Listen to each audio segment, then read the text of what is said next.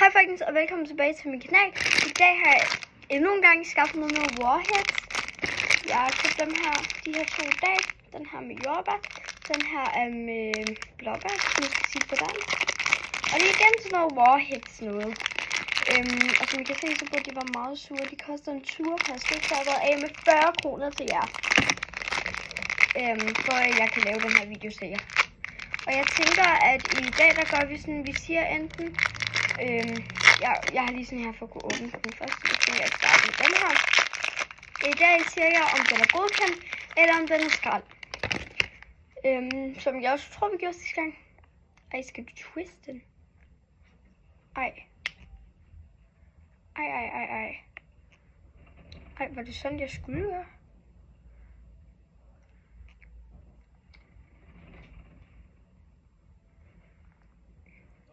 Okay, det er meget surt.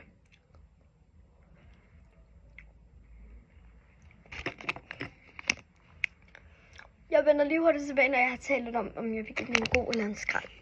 Nu har jeg fortalt lidt med mig selv, om jeg vil give den en god eller en skrald. Og den er god, men den er bare mega sur. Så den får en godkendt. Meget sur.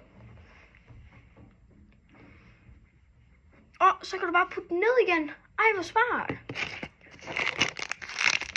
Skal vi prøve den her?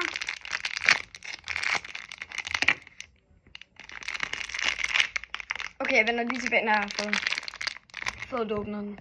Så har jeg lige fået åbnet den. Og nu skal vi lige twiste den. Og så det.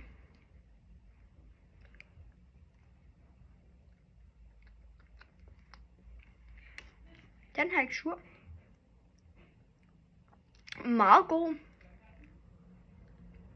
Jeg vender lige tilbage, når jeg taler om jeg vil give den en god eller en skrald. Nu har jeg lige fortalt lidt om mig selv, om jeg vil give den en god eller en skrald. Og jeg vil simpelthen give den en god. Den er ikke engang sur, den her. Den er bare god. Altså. Men jeg har også et lille twist på den her. Skal vi finde ud af, om man egentlig kan spise det her? Det kan man ikke. Det er plastik. Men det er sådan formet som tunger. Ej! Den her giver blå tunge. Oh my god. Men jeg vil i hvert fald sige, at det var det værd at købe de her to for 40 kroner. Så vi ses til næste video. Hej!